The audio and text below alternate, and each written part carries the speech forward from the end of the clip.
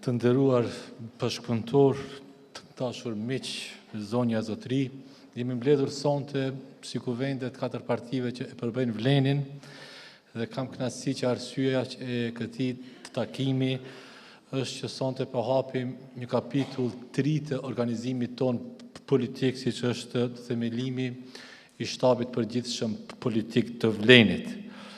Ky takim është edhe një dëshmi se Vleni nuk është vetëm se bashkim partish, por është një bashkim vlerash, është bashkim i njerëzve që e duan vendin e tyre dhe që besojnë se shqiptarët meritojnë një përfaqësim më dinjitos.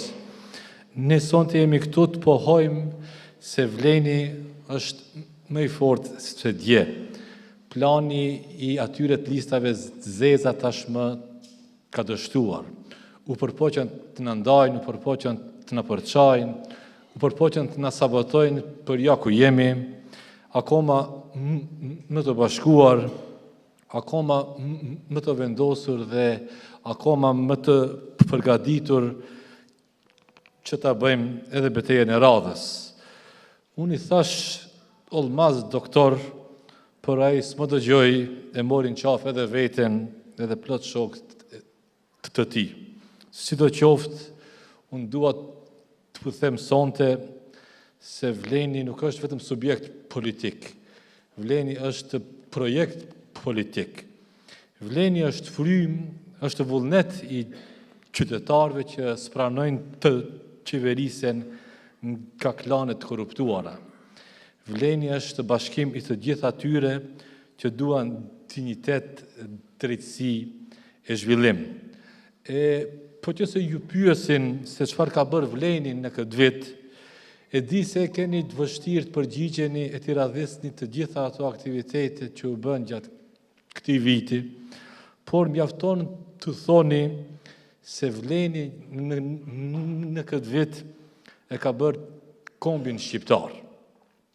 Pikat kufitare, one stop shop në Bllaz e në Azhinc, nuk janë vetëm se pika ku kalimtarët tash më presin as 5 minuta e që e kanë pritur 35 vjet atë, por ato janë sot sinapsat që i lidhin shqiptarët dhe e përbëjnë kombin shqiptar.